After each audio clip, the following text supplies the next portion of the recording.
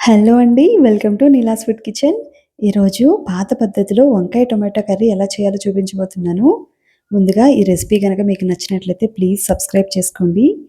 ఈ రెసిపీ అన్నంలోకి, అలాగే చపాతీ దేనిలోకైనా చాలా బావుంటుంది. ఓకే. రెసిపీ స్టార్ట్ చేసేద్దాం. దీనికోసం ప్యాన్‌లో ఒక 3 టేబుల్ స్పూన్‌ల ఆయిల్ వేసుకొని ఆవాలు, జీలకర్ర, అలాగే పచ్చిమిర్చి, కరివేపాకు వేసి ఒక్క నిమిషం పాటు ఫ్రై చేసుకోండి. అలాగే ఇందులో 3 మీడియం సైజ్ ఆనియన్స్ వేసి ఉల్లిపాయలు రంగు మారే వరకు వేయించుకుంటే సరిపోతుంది. ఇందులో ఒక టీ స్పూన్ సాల్ట్. ఈ కూరకి కొంచెం ఆయిల్ ఎక్కువ ఉంటేనే బావుంటుందండి. సీక్రెట్ ఇంగ్రీడియంట్ అండి ఇప్పుడు మనం యాడ్ చేసేది. అదేంటంటే అల్లం, వెల్లుల్లి, జీలకర్ర రోట్లో దంచి వేసానండి. దీనివల్ల కూర టేస్ట్ చాలా బావుంటుంది.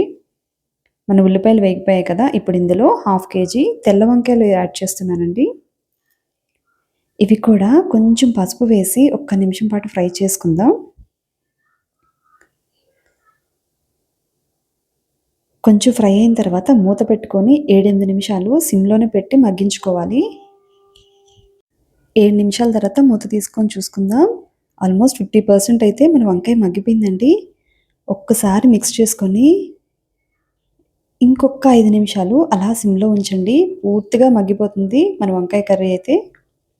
చూడండి. ఇప్పుడు ఇందులో ఒక టీ స్పూన్ కారం వేసి ఒకసారి మిక్స్ చేసుకోండి. ఇదేంటి వంకాయ టొమాటో కర్రీ ఏంది? టొమాటో వేయలేదని ఆలోచిస్తున్నారా? ఆగండి, ఆగండి ఎక్కడికే వస్తున్నాం. కూర అంతా మగ్గిపోయిన తర్వాత టొమాటోలు యాడ్ చేస్తే, ఆ టొమాటోల నుంచి వచ్చిన పులుపుతో కూర టేస్ట్ ఇంకా అదిరిపోతుందండి. ఇక్కడ నేను నాటు టొమాటోలు 2 మీడియం సైజ్ తీసుకున్నాను. టొమాటోస్ అయితే పెద్ద సైజులోనే ఉండాలండి. ఒక్కసారి మిక్స్ చేసుకొని లిడ్ క్లోజ్ చేసి ఒక్క 3 నిమిషాలు మగ్గిస్తే సరిపోతుందండి. టమాటాలు మరీ మెత్తగా అవ్వాల్సిన అవసరం లేదు. కొంచెం సాఫ్ట్ అయితే సరిపోతుంది. చూడండి 3 మినిట్స్ తర్వాత మన టొమాటో అయితే చక్కగా మగ్గిపోయింది. అంతేనండి, మన కర్రీ అయితే రెడీ అయిపోయింది. ఇప్పుడు దించే ముందు కొంచెం కొత్తిమీర వేసుకొని ఒక్క నిమిషం ఫ్రై చేసుకుంటే సరిపోతుంది.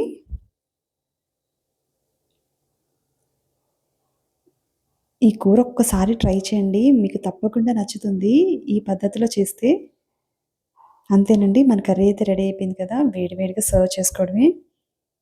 ఈ వీడియో గనుక మీకు నచ్చినట్లయితే ప్లీజ్ లైక్ చేయండి, షేర్ చేయండి, అలాగే కామెంట్ చేయండి. సబ్స్క్రైబ్ చేయడం మాత్రం మర్చిపోకండి.